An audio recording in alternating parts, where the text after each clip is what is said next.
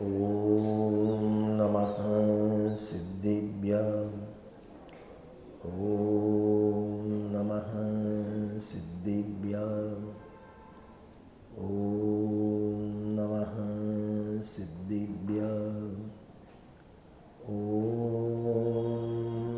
शुद्धात्मने नमः।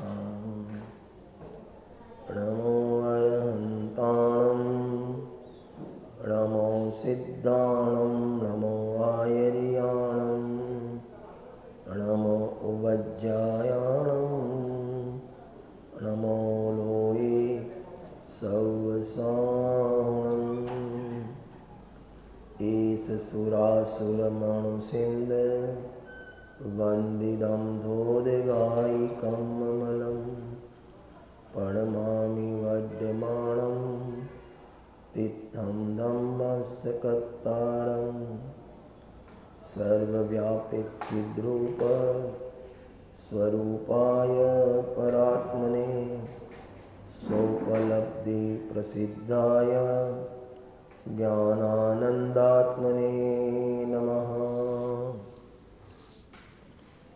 ભરત ચેતના ભગવાન કુંકુમ સાદર રચિત પ્રવચન સર ગ્રંથાધિરાજ ગી પ્રજ્ઞાપન તત્વ અધિકાર એના અંતિમ ચરણમાં ગઈકાલે આપણે 194 194 નંબરની ગાથા શરૂ કરી હતી.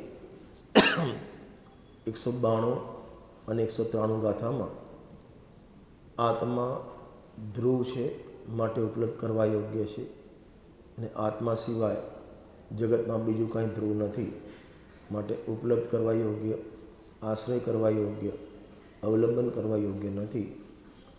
અને ધ્રુવ કેમ છે? એક છે માટે શુદ્ધ છે, શુદ્ધ છે માટે ધ્રુવ છે. એ 192 અને 193 ગાથામાં વાત કરી તો શિષ્યને પ્રશ્ન થયો કે આત્માની ઉપલબ્ધિ કરીએ તો એનું અમને ફળ શું મળે, શું ફાયદો થાય? કારણ કે વાણીઓ લાભ વગર લોટે નહીં. તો આ ગાથામાં 194 અને 195 ગાથામાં ક્રમ બતાવ્યો છે કે આત્માની ઉપલબ્ધિથી પર્યાયમાં જે મોહરૂપી ગ્રંથિ છે એનો નાશ થાય અને 195માં મોહ ગ્રંથિનો નાશ થાય તો પર્યાયમાં અક્ષય સુખની પ્રાપ્તિ થાય.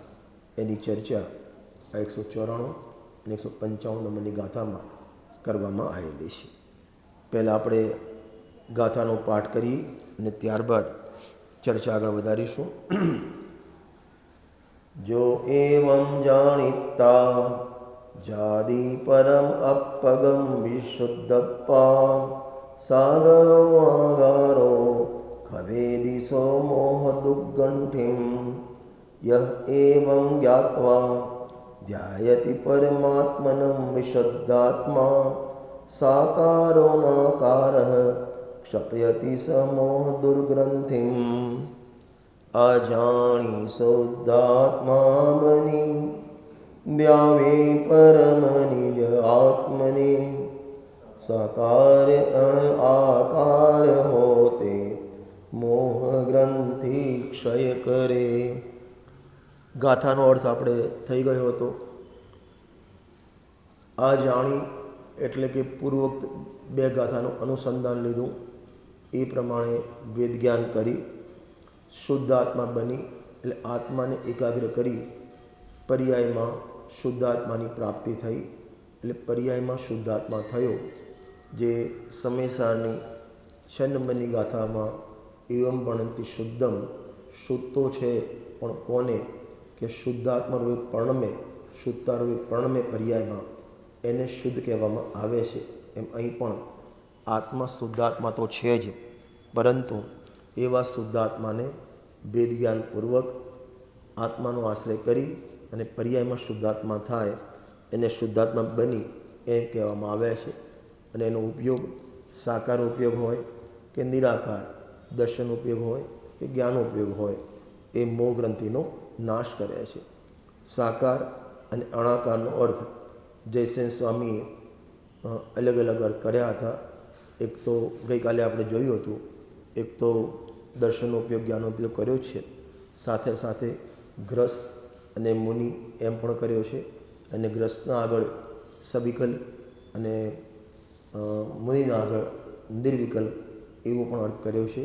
અને બીજો અર્થ સાકાર એટલે લિંગ સહિત, આકારનો અર્થ લિંગ કર્યો, મુનિલિંગ. જે મુનિલિંગ સહિત છે એને સાકાર કહેવાય, અને 12મા મુનિલિંગ નથી અને જ્ઞાની છે એને ગ્રસ્ત કહેવાય. એ બધા મોહ ગ્રંથિનો ક્ષય કરે છે. એટલે એનો અર્થ એ થયો કે મોહ ગ્રંથિનો નાશ ચોથા ગુણસ્થાનથી થાય છે. ધર્મની શરૂઆત ચોથા ગુણ, પછી ગ્રસ્ત હોય તો પણ આત્માનો અનુભવ થયો તો એને મોહ ગ્રંથિનો નાશ કર્યો. બીજું ગઈકાલે આપણે જોયું હતું કે મોહ ગ્રંથિને ગાંઠ કીધી જયસેન સ્વામી, અને ગાંઠ નહીં, ખરાબ ગાંઠ કીધી. આજે સપરની એકતા, પરમા મમતા, કર્તવ્ય બુદ્ધિ, ભોક્તવ્ય બુદ્ધિ, આ બધું જે છે એને ખરાબ ગાંઠ કહેવામાં આવે છે. એક કેન્સરની ગાંઠ હોય એ તો તમને એક ભવની તકલીફ આપે, થોડી તકલીફ આપે, અને આયુનો ઉદય હોય તો એ તમને મારી પણ ના શકે, કેન્સરની ગાંઠ. પણ આ જે ખરાબ ગાંઠ, મોહની ગાંઠ છે, એ એક ભવ નહીં, બહુ ખરાબ કરે એક વાત, અને હર સમયે તમારું મરણ કરે. અને એને કહેવાય ક્ષણ ક્ષણ ભયંકર ભાવ મરણે કાં હો રાચી રહ્યો. તો આ અને ગુરુદેવશ્રી જે 45 વર્ષ સુધી જે પ્રહાર કર્યો આ મોહ ગ્રંથિ, ખરાબ ગાંઠ, એના નાશના ઉપાયનો એમને ખાસ ભાર આપ્યો છે. કારણ કે મોટાભાગના જીવો આ ગાંઠને ગાંઠ માનતા જ નથી, આ ગાંઠને ગાંઠ માનતા જ નથી. આટલી વાત આપણે ગઈકાલે થઈ ગઈ હતી. હવે ટીકામાંથી આપણે આગળ શરૂઆત કરીએ છીએ. પેજ નંબર છે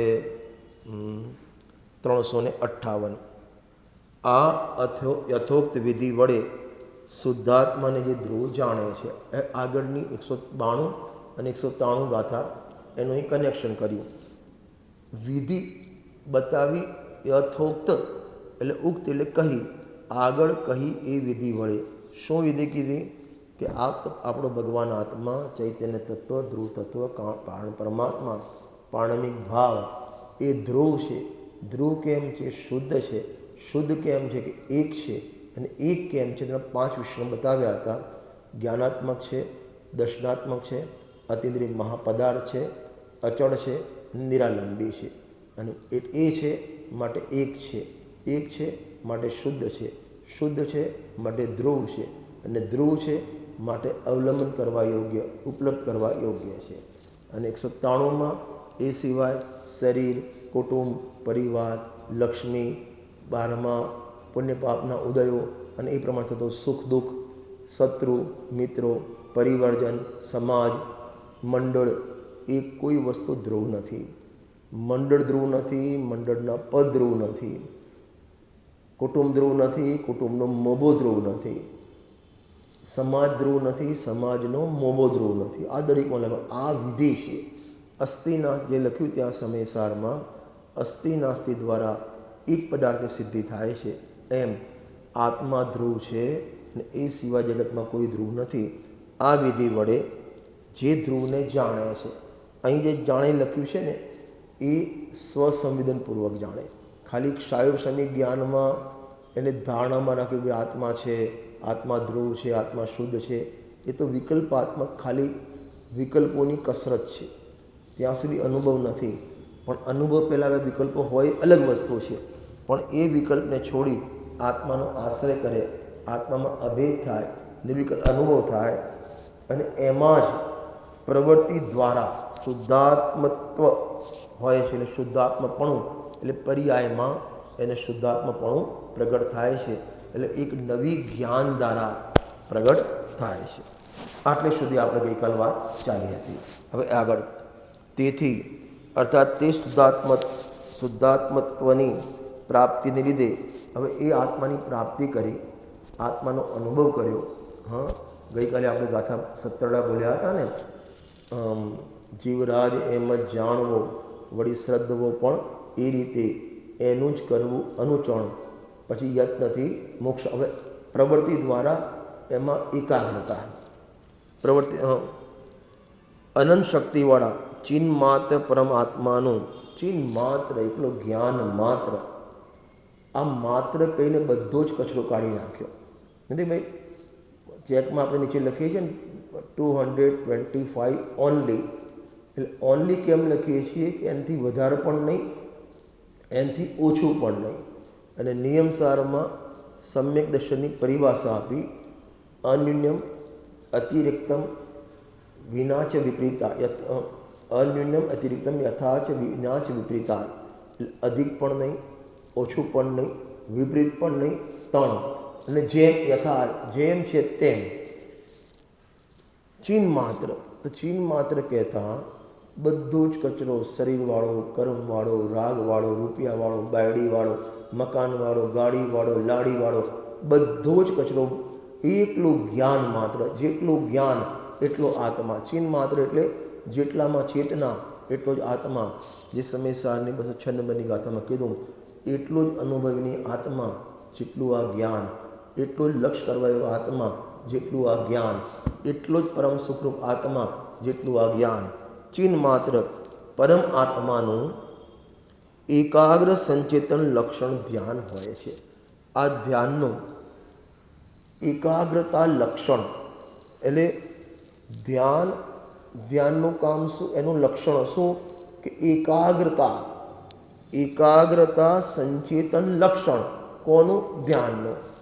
જેમ આત્માનું લક્ષણ જ્ઞાન, આત્માનું લક્ષણ કોઈ પણ વસ્તુ હોય તેનું લક્ષણ કોઈને કોઈ એની આઈડેન્ટિટી હોય, બરાબર. એમ ધ્યાન, તો ધ્યાનની આઈડેન્ટિટી શું, એનું લક્ષણ શું કે એકાગ્રતા, બરાબર. એકાગ્રતા, ખાલી એકાગ્રતા નહીં, એકાગ્રતા સંચેતન. સંચેતન એનું વેદન કરવું. અજ્ઞાન અવસ્થામાં જો આત્માનું ધ્યાન, એમાં તો એકાગ્રતા છે જ, પરનું ધ્યાન હોય એમાં પણ એકાગ્રતા હોય. એવું અંદર ડૂબી જાય કે બહારમાં શું થાય એને ખબર ના પડે. ટીવીમાં એટલો મશગુલ થઈ જાય કે બહારમાં કોણ ગયું કોણ આવ્યું એને ખબર નથી પડતી. આને એકાગ્રતા લક્ષણ ધ્યાનનું કહેવામાં આવે. અને સંચેતન એ જ્ઞાનમાં વેદન કરે, આમ ડૂબી જાય એમાં. હવે આ એકાગ્રતા કરતાં આપણને બધાને આવડે છે, પણ અનાદિથી આપણે એકાગ્રતા કરી પરમાં, અને પરમાં એકાગ્રતા કરતાં આર્ત ધ્યાન અને રૌદ્ર ધ્યાન કર્યું. પણ અહીં તો ચિન્હ માત્ર પરમ ચૈતન્ય આત્માનું પહેલાં કરતો હતો પરનું એકાગ્રતા લક્ષણ, રૂપિયાનું એકાગ્રતા લક્ષણ, અને એનું સંચેતન. પાપના ઉદય દુઃખ થયું તો દુઃખનું સંચેતન. એમાં જ એવું મરી ગયા, દુઃખી થઈ ગયા, હેરાન થઈ ગયા, પરેશાન થઈ ગયા, આ શરીરમાં રોગ થયો છે ને એટલા પરેશાન થઈ ગયા, આ જીએસટી, એમ કરતાં કરતાં એનું જ એકાગ્ર થઈ એનું સંચેતન કરે પરનું. હવે જ્યાં આત્માનો અનુભવ થયો, શુદ્ધાત્મા બની એટલે આત્માનો અનુભવ થયો, તો હવે આત્માને મુખ્ય કરે છે. ત્યાં લખ્યું જીતેન્દ્રિયો જ્ઞાન સ્વભાવે અધિક જાણે. હવે એને આત્માની અધિકતા થઈ, એટલે ગમે તે સાકાર ઉપયોગ હોય, નિરાકાર ઉપયોગ હોય, એની એકાગ્રતા ચૈતન્ય ધ્રુવ તત્વમાં જ રહે છે. એટલે એક પણ સમયે હું ચૈતન્ય છું એમ એને વિસરાતું નથી. જે બેસબેન લખ્યું ને, ખાતા પીતા ઉઠતા બેસતા સ્વપ્નમાં પણ હું ચૈતન્ય છું, હું ગાયક છું એમ વિસરાવું ન જોઈએ. એને એકાગ્રતા સંચેતન લક્ષણ ધ્યાન હોય છે. અને એ ધ્યાનને લીધે જો પ્રવચન સુધા તમારી જોડે હોય તો પેજ નંબર 8મો ભાગ 222 નંબરનું પેજ છે. આનું જ પ્રવચન છે ગુરુદેવશ્રીનું. આજે એકાગ્રતા સંચેતન એની વાત ઉપર વાંચશું એમનું પ્રવચન. પેજ નંબર છે 222, ભાગ નંબર 8. એકાગ્ર સંચેતન લક્ષણ ધ્યાન હોય છે. આવું ધ્યાન હોય છે. આમાં જોજો, હવે એકાગ્રતા લક્ષણ સંચેતન એટલે જ્ઞાનમાં જ્ઞાનનું સંચેતન, જે આપણે સવારે સમયસારમાં 387, 88, 89 ગાથામાં કે ભાઈ કર્મના ઉદયનું સંચેતન કરતો નથી, પણ એના ત્યાગની ભાવના કરતો વ્યક્તિ જ્ઞાનમાં જ્ઞાનનું સંચેતન કરે છે. એ એકાગ્રતા લક્ષણ આત્માનું એ વખતે એનું પર્યાયનું લક્ષ નથી, અવસ્થા એનું લક્ષ નથી, રાગનું લક્ષ નથી, સંયોગનું લક્ષ નથી, દેવશાસ્ત્રનું પણ લક્ષ નથી. શું કીધું? એટલે પરદ્રવ્યમાં દેવશાસ્ત્ર ગુરુ એનું લક્ષ નહીં, એના તરફથી થતો જે રાગ એનું લક્ષ નહીં, એક સમયની પર્યાય કે એનું લક્ષ નહીં, જે ગુણભેદ એનું લક્ષ નહીં, એક અભેદ આત્માનું સંચેતન. આનું નામ ધ્યાન અને આને કહેવાય એકાગ્રતા સંચેતન લક્ષણ ધ્યાન. ખ્યાલ આવ્યો ને? હવે જ્યાં દેશ પર્યાયનું લક્ષ નથી તો કર્મનું લક્ષ ક્યાં રહ્યું? કર્મનું લક્ષ નથી તો કર્મના ઉદયનું લક્ષ ક્યાં રહ્યું? કર્મના ઉદયનું લક્ષ નથી તો ઉદયથી જે સંયોગ વિયોગ થાય એનું લક્ષ ક્યાં રહ્યું? અને 12માં દેહશાસ્ત્રનું પણ લક્ષ નથી, એનું પણ ધ્યાન કરતો નથી, એને પણ મુખ્ય કરતો નથી, તો તારા કુટુંબ, પરિવાર, રૂપિયા, પૈસા, ધન, દોલત એને એ લક્ષ કઈ રીતે કરે? એનો ઉપયોગ ત્યાં કઈ રીતે જાય? देवशास्त्र को मानते हैं ऐसा राग का भी लक्ष्य नहीं. अभी जो एनाथी आगड़ राग को जानने वाली जो वर्तमान ज्ञान की दशा है उसका भी लक्ष्य नहीं. वाह! देवशास्त्र નું લક્ષ્ય તો નહીં, સામે સિમંદર ભગવાન બિરાજમાન છે, જય જય નાથ પરમ ગુરુ હો એવી જે ભાવ થાય તો દેવનું લક્ષ્ય નહીં. એક વાત, સિમંદર ભગવાનનું લક્ષ્ય નહીં, સિમંદર ભગવાનના લક્ષ્ય તો જે શુભ રાગ કે એનું લક્ષ્ય નહીં, એ રાગ એટલે પર્યાયનું લક્ષ્ય નહીં. એનાથી આગળ આવો જે રાગ થયો એવું જે જ્ઞાન પરલક્ષી જ્ઞાન, સિમંદર ભગવાનનું જ્ઞાન અને સિમંદર ભગવાનના લક્ષ્ય થયેલો રાગ એનું જ્ઞાન, એ જ્ઞાનનું પણ લક્ષ્ય નહીં, उसका भी लक्ष्य नहीं. ऐसी बात है जो सम्यक दर्शन ध्यान में होता है. देवशास्त्र को मानता है, मानना, नव तत्व को मानना खरेखर वास्तवમાં એ સમ્યક દર્શન નથી. હવે નીચેની એક પેરેગ્રાફ જો, प्रभु तू अंदर चैतन्य पवित्र है ना, जैसी 64 पहरी चरपराई से भरी छोटी लिंडी पीपर यानी 64 यानी 16 आना रुपया, वैसे तुझ में पूर्ण आनंद ज्ञान से तू भरा आत्मा है.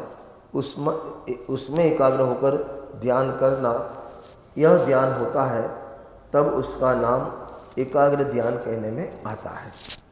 अभी जो 5 इंद्रियना विषय से लक्ष्य छोड़ना. ઉપરના પેરેગ્રાફમાં દેવશાસ્ત્ર ગુરુ એક એટલે શુભ ભાવ અને શુભ ભાવના નિમિત્ત અને શુભ ભાવનું જ્ઞાન, 3 વાત ફરીથી, શુભ ભાવ, શુભ ભાવનું જ્ઞાન અને શુભ ભાવના નિમિત્ત દેવશાસ્ત્ર ગુરુ કે એનું લક્ષ્ય છોડવાનું. હવે પાપની 5 ઇન્દ્રિય, એના લક્ષ્ય થતો જે વ્યાપાર તારો, વિષયમાં ગ્રહણ, ખાવાનું પીવાનું વિષય ગ્રહણ એટલે વિષયો, 5 ઇન્દ્રિયના વિષયો, 5 ઇન્દ્રિયો અને 5 ઇન્દ્રિયના વિષય થતો જે પાપ ભાવ, આ બધાનું પણ લક્ષ્ય છોડવાનું.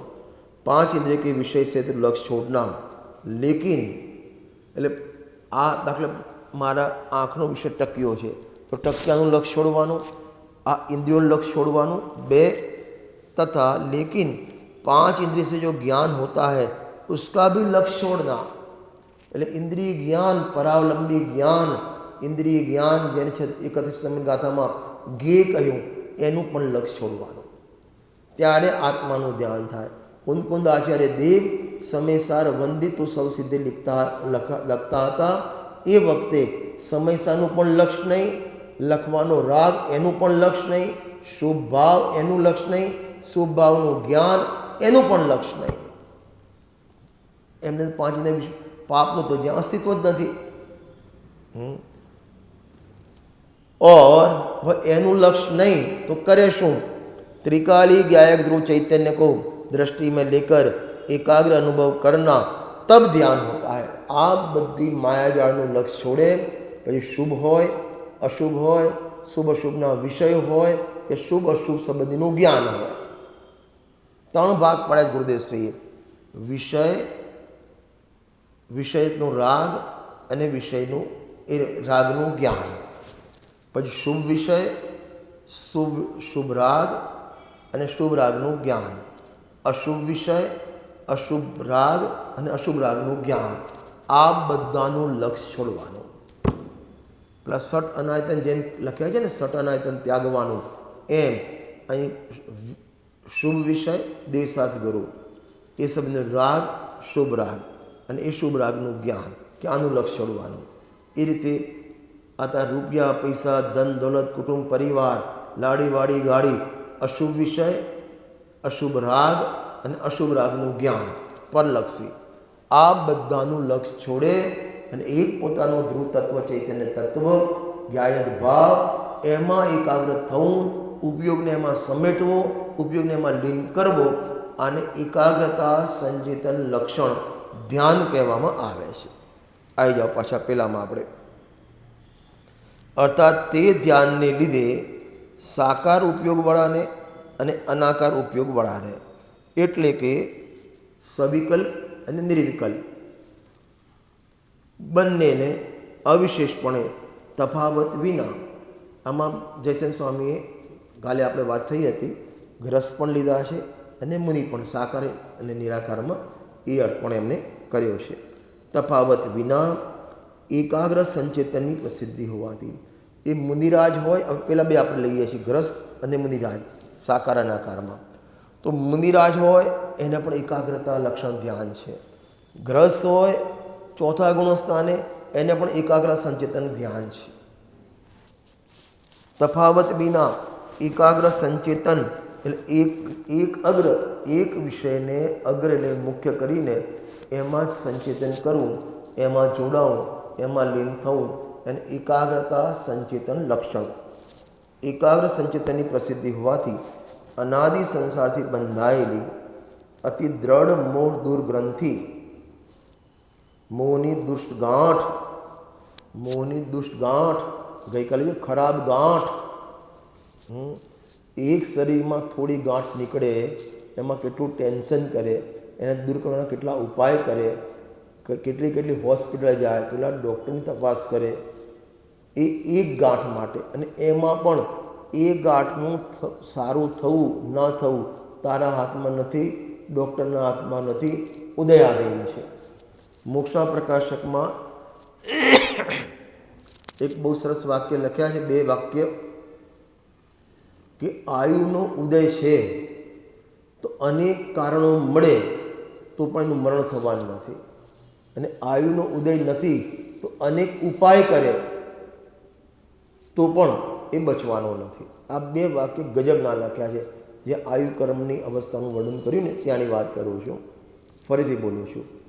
આયુનો ક્ષય થઈ ગયો છે, થવાનો છે તો અનેક ઉપાય કરે. ડૉક્ટર, વકીલ, એટલે ડૉક્ટર કહેવાય, વૈદ્ય કહેવાય, ફોરેન જાય, અમેરિકાથી દવાઓ મંગાવે, અમેરિકાથી ડૉક્ટર બોલાવે સ્પેશિયલ ચાર્ટર્ડ ફ્લાઇટમાં, છતાં પણ આયુનો ક્ષય હશે. મણિ મંત્ર તંત્ર બહુ હોય, મરતેને બચાવે કોઈ, એ તને કોઈ ઉપયોગ નહીં થાય. અને આયુ તારું છે, આયુનો ઉદય છે, શેષ જીવન છે, અનેક કારણો મળે તને મારવાના. અનેક લોકો કાવા દવા કરે, ખાવામાં ઝેર આપે, તને ઉપરથી પટકે, બધું જ કરે, છતાં પણ તારું આયુ છે તો તને કોઈ મારવાવાળા નથી. છે આયુ ઉદય જીવન જીવનું, એમ જેને દેવે કહ્યું, તો આયુ તો દેતો નથી, તો જીવન તેમ કેમ તેનું કર્યું. છે આયુ ક્ષયથી મરણ જીવનું, એમ જેને દેવે કહ્યું, તો આયુ તો હરતો નથી, તો મરણ કેમ તેનું કર્યું. તો વાત શું થઈ આપણે? મોહરૂપી ગ્રંથિ એટલે 12મા જે શરીરમાં પાપના ઉદયથી તેને કોઈ રોગ થયો, કોઈ ગાંઠ થઈ, તો એ ગાંઠ માટે તું અનેક ઉપાયો કરે છે. એટલું ગભરાઈ જાય છે, કારણ કે શરીરમાં એકતા છે ને, તો એટલો ગભરાઈ જાય, અનેક ઉપાય કરે, પણ એ તારા ઉપાય અને એનું મટવું કે દૂર થવું એ તારા ઉપાયને આધીન નથી. આ બધું કર્માધીન છે. સમજો, શરીરમાં ગાંઠ થઈ એમાં એની સારવાર થવી, સારું થવું એ બધું ઉપાયને આધીન નથી, ડૉક્ટરને આધીન નથી, કર્માધીન છે. જ્યારે આ મોહ ગ્રંથિનો દૂર કરવું એ કર્માધીન નથી, એ તારા પુરુષાર્થ આધીન છે. બેમાં ફરક પાડો છો. મોહ ગ્રંથિને દૂર થવું એમાં તારો પુરુષાર્થ ટોટલી કામનો છે. હવે આ જીવ શું કરે? જ્યાં પુરુષાર્થની જરૂર છે ત્યાં પુરુષાર્થ કરતો નથી, અને જ્યાં પુરુષાર્થ ચાલતો નથી ત્યાં પુરુષાર્થ કરે છે.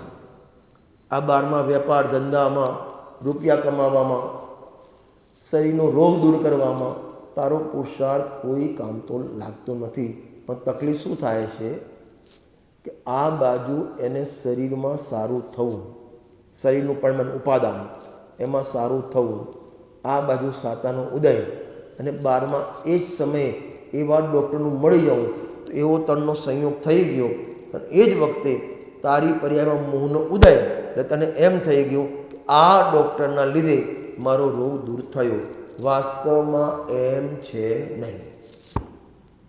ઉપાદાનથી જોઈએ તો એ શરીરના રજકણોનું એ સમયે એવું પરિણમન થવાની યોગ્યતા હતી.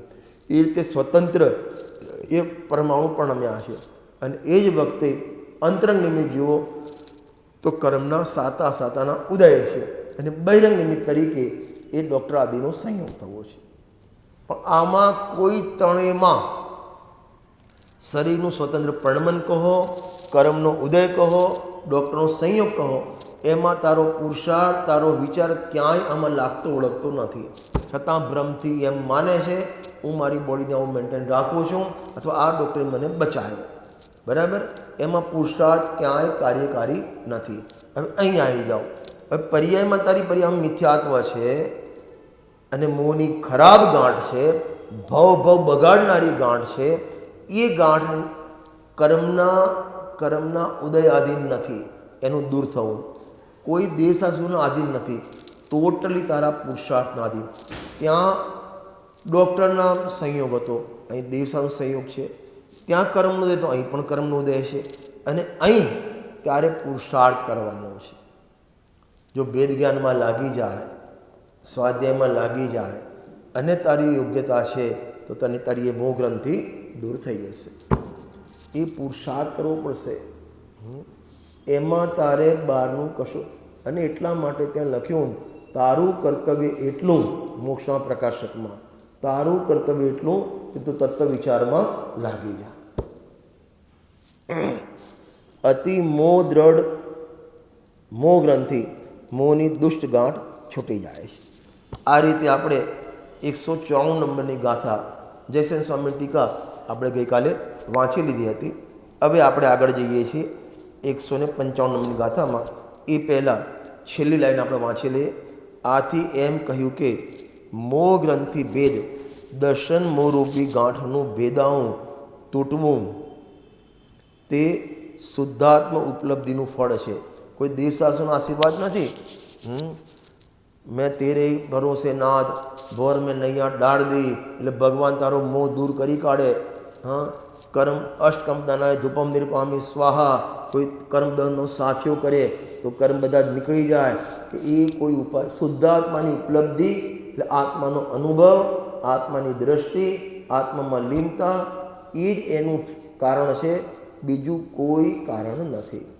અને વચનામૃતમાં બેસરીબેને લખ્યું, જેવું કારણ આપો અને જેટલું કારણ આપો એવું તમને કાર્ય મળે. અને ત્યાં દૃષ્ટાંત આપ્યું, આકોડીઓ વાવે તો આકોડીઓ મળે, અને બાવળ વાવે તો બાવળીઓ મળે, અને ગોટલો વાવે તો આંબો મળે. એમ તારે જોઈએ મોહ ગ્રંથિનો નાશ. તારે કહ્યું મોહ ગ્રંથિનો નાશ એ કાર્ય. તેનું કારણ શું? એનો ઉપાય શું? કે શુદ્ધાત્મ ઉપલબ્ધિ, આત્માનો અનુભવ. અને આત્માનો અનુભવ એકાગ્ર સંચેતન લક્ષણ. એનું કારણ કોણ? કે યથોક્ત ભેદ જ્ઞાન 192 અને 193માં કહેલું ભેદ જ્ઞાન, કે એક ચૈતન્ય ધ્રુવ ભગવાન આત્મા એ એક છે. કેમ એક છે? કે જ્ઞાનાત્મક છે, દર્શનાત્મક છે, અતિન્દ્રિય મહાપદાર્થ છે, અચલ છે, નિરલંબી છે, અને માટે એક છે. એક છે માટે શુદ્ધ છે, શુદ્ધ છે માટે ધ્રુવ છે, અને ધ્રુવ છે માટે ઉપલબ્ધ કરવા યોગ્ય છે.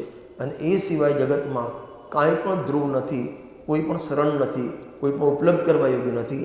આવું વેદ જ્ઞાન કરે તો એના ફળમાં આત્માની ઉપલબ્ધિ થાય, આત્મામાં એકાગ્ર થાય, આત્માનું સંચેતન થાય, અને એનાથી મોહ ગ્રંથિનો નાશ થાય.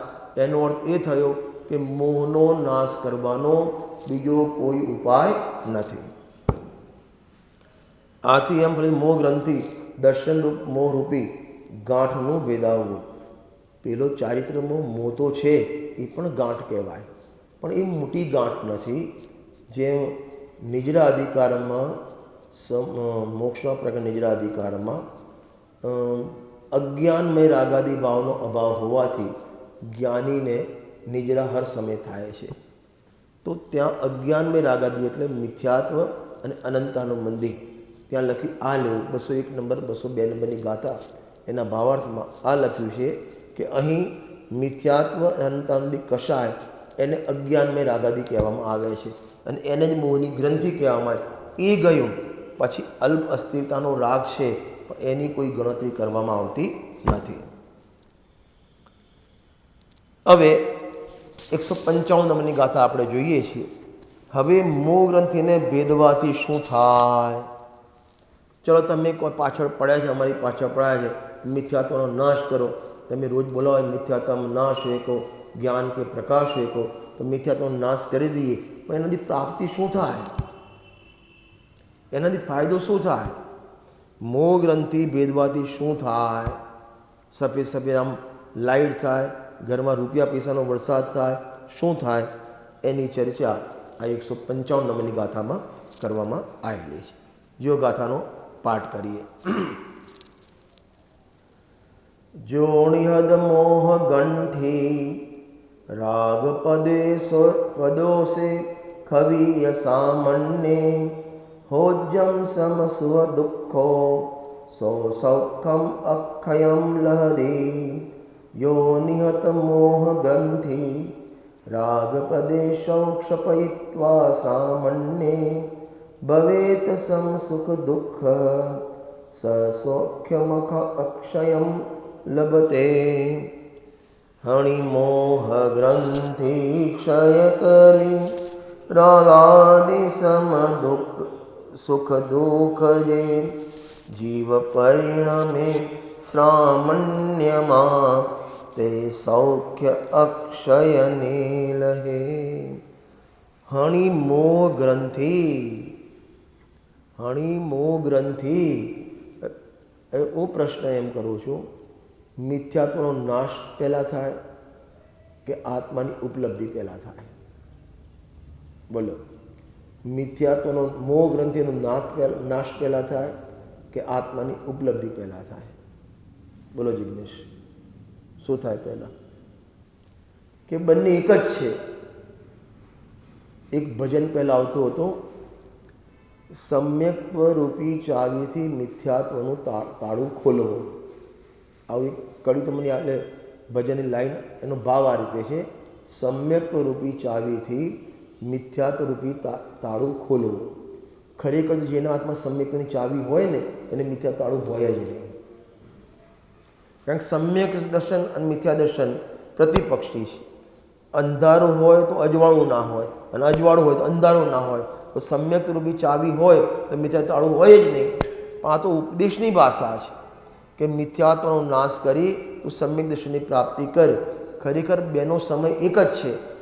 મોહ ગ્રંથિનો નાશ થવો એમ કહો, સમ્યક દર્શનની પ્રાપ્તિ થવી એમ કહો, આપનાની ઉપલબ્ધિ થવી એમ કહો, અથવા પર્યાયમાં સુખની પ્રાપ્તિ થવી એમ કહો, આ બધાનો સમય એક જ છે. કાર્ય અનેક ગણવામાં આવે, બધાનો સમય એક છે. જે સમયે તમે સ્વિચ ઓફ કરી તો અંધારું ગયું અને અજવાળું થયું, કાર્ય બે કહેવામાં આવે અસ્તિ નાસ્તિથી, પણ ખરેખર કાર્ય એક જ છે. કારણ કે અંધારાનું જવું એ જ પ્રકાશનું થવું, અથવા પ્રકાશનું થવું એ જ અંધારાનું જવું. એમ અહીં મોહ ગ્રંથિનો અભાવ થવો એમ કહો કે આત્માની ઉપલબ્ધિ થવી એમ કહો, એ બંને એકાર છે. અને આત્માની ઉપલબ્ધિ થવી એમ કહો કે મોહ ગ્રંથનો અભાવ થયો એમ કહો કે સુખની પ્રાપ્તિ થઈ એમ કહો, આ બધું સમય એક જ છે.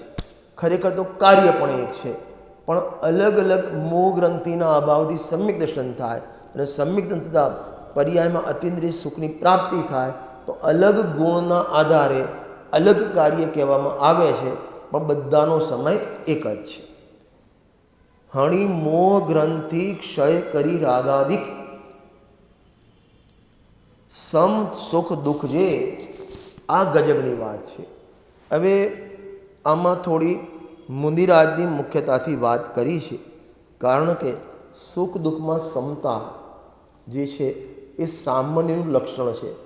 જેમ આગળની ગાથામાં ધ્યાનનું લક્ષણ જોયું હતું, એકાગ્ર સંચેતન લક્ષણ ધ્યાન, એકાગ્ર સંચેતન લક્ષણ ધ્યાન, એમ મુનિરાજનું લક્ષણ આ બાહ્ય લક્ષણની વાત નથી કરતો. યતિલિંગની 28 મૂળગુણ પાલન કરવું, નગ્નપણું, એ તો બહિરંગ લિંગ છે. અંતરંગ લિંગ શું કહેવાય કે સમતા. ક્યાં આવે છે? પ્રાપ્તિ કરો હું સામ્યની, જેનાથી શિવ પ્રાપ્તિ બને. સામ્ય એટલે સમતા ભાવ. અને અહીં આ 195 ગાથા મુનિરાજની વાત કેમ લીધી છે? કારણ કે 4 ગાથા પછી 201 ગાથાથી આખો ચરણાની ચુલિકાધિકારમાં શરૂઆતની 25-30 ગાથાઓ છે, 131 ગાથા સુધી બધામાં મુનિરાજની મુખ્યતા. આમ તો 75 ગાથા મુનિરાજની મુખ્યતાની વાત છે, પણ એમાં મુનિરાજનું સ્વરૂપ કેવું હોય, અંતરંગ સ્વરૂપ, બહિરંગ સ્વરૂપ, દીક્ષા લેતું સ્વરૂપ કેવું હોય અને એનું લક્ષણ સાચું શું, એની ચર્ચા અહીંથી બીજાના રોપેલા છે. સુખ સમ સુખ દુઃખ જે એટલે અહીં સુખ દુઃખ એટલે 12માં પુણ્યના ઉદય હોય, 12માં પાપના ઉદય હોય, 12માં અનેક પ્રકારની પ્રતિકૂળતા હોય કે અનુકૂળતા હોય. મુનિરાજ અનુકૂળતા પ્રતિકૂળતાને લક્ષ્યમાં લેતા જ નથી, એને પોતાનું સ્વરૂપ માનતા જ નથી, બંનેમાં સમતા ભાવ રાખે છે. ત્યાં લખ્યું ને, અર્ઘાવતારણ અસી પ્રહારણ મેં સદા સમતાધારણ. કોઈ એમની મણિયોના દીવોથી આરતી ઉતારે, અર્ઘ સમય, કારણ કે નવદા ભક્તિમાં પૂજન પણ છે ને, તેમની પૂજા કરે. અને કોણ? ચક્રવર્તી પૂજા કરે, ભરત ચક્રવર્તી પૂજા કરે, શ્રેણિક રાજા પૂજા કરે મુનિરાજની, તો પણ અંદર નો રિએક્શન, સમતા. અને એવા ઉદયો આવે, કોઈ તલહારથી પ્રહાર કરે, ગળામાં સર્પ નાખે, માથે સગડી સળગાવે, વાઘથી ફાડી ખાય, એ વખતે પણ સમતા. આ સમતા એમનું લક્ષણ છે, આ એમનું ચિહ્ન છે. આપણે તો ખાલી ભાઈ સમતા રાખો, સમતા રાખો, સમતા રાખો, પણ એ સમતા કોઈના ઉપદેશથી ના આવે, એ સમતા સંયોગથી ના આવે, એ સમતા આત્માના આશ્રય આવે. આત્માનો આશ્રય નથી તો 12માં જેટલી પણ સમતા દેખાય છે, બેન શ્રીબેને લખ્યું, એ બધો રૂંધાયેલો કશાય કહેવામાં આવે છે. અહીં તો સમતા, સમ સુખ દુઃખ જે જીવ પણમે શ્રામણ્યમાં, અને એ મુનિરાજ મુનિ દીક્ષા અંગીકાર કરે. ખરેખર તો ભાવ દીક્ષિત, પહેલાં ભાવ દીક્ષિત થાય, પછી દ્રવ્ય દીક્ષિત થાય, અને અંદરથી ચોથા ગુણસ્થાને દીક્ષિત થઈ ગયેલો છે. કારણ કે રાગથી માંડીને સમસ્ત સાથે એનો વ્યવહાર છોડી દીધો છે. રાગ, શરીર, સંયોગ એ બધાથી એને પોતાનો સંબંધ કટ કરી નાખ્યો છે. તો એ જ વખતે એ દીક્ષિત થઈ ગયેલા છે ભાવથી. અને પછી આગળ જેમ તેમ એમને લીનતા વધી જાય, એમ એમને વ્રત લેવાના ભાવ આવે, શું કહેવાય, પ્રતિમા ધારણ કરવાના ભાવ આવે, અને આગળ જતાં જેમ જેમ ક્ષમતા વધતી જાય, જેમ જેમ એમની આત્મામાં લીનતા વધતી જાય, એમ એને મુનિ દીક્ષા અંગીકાર કરવાના પણ ભાવ આવતા જાય. સમ સુખ દુઃખ જે જીવ પ્રણમે શ્રામણ્યમાં, એ શ્રામણ એટલે બારે ખાલી લિંગ નગ્ન થઈ જવું, 28 મૂળનું પાલન કરવું, ખરેખર એ મુનિપણું નથી. મોક્ષા પ્રકાશકમાં આચાર્ય ઉપાધ્યાય સાધુનું જે સ્વરૂપ બતાવ્યું, એમાં બહુ સરસ વાત લાગ્યું. શુદ્ધોપયોગ મુનિધર્મ, એની પરિભાષા બતાવી છે. શુભરૂપી ધર્મ નહીં, શુદ્ધોપયોગ મુનિધર્મ અંગીકાર કરી. મૂળ તો મુનિ એ જ કહેવાય. જીવ પણ શ્રામણ્યમાં તે સૌખ્ય અક્ષયને લહે, અને અક્ષય સુખની પ્રાપ્તિ થાય. અક્ષય એટલે ભવિષ્યમાં ક્યારે પણ એ નાશ પામવાનું નથી, એવા સુખની પ્રાપ્તિ થાય. આપણે જે ઇન્દ્રિય સુખ પ્રાપ્ત થયેલા છે, અથવા આપણે જેને સુખ માનીએ છીએ, એ બધા તો નાશવાન છે, પરાધીનતા છે. પરયુક્ત બાધા સહિત બંધ કારણને વિષમજે જે ઇન્દ્રિયોમાં લબ્ધ સુખ, એ રીતે દુઃખ જ ખરે. એ તો ખરેખર દુઃખ છે, સુખ છે જ નહીં. સુખ તો એને કહેવાય, સુખ તો એને કહેવાય કે જે આત્માના આશ્રય પ્રગટ થયેલું હોય. સુખ તો એને કહેવાય કે જે કન્ટિન્યુટીવાળું હોય. સુખ એને કહેવાય કે જે પરાધીન ના હોય. સુખ એને કહેવાય જે કદી નાશ ન પામે, અક્ષય સુખ. એને કહેવામાં આવે છે, એની પ્રાપ્તિ થાય છે. ટીકા આપણે પછી કાલે વાંચીશું. સહજાનંદી શુદ્ધ સ્વરૂપી અવિનાશી હું આત્મ સ્વરૂપ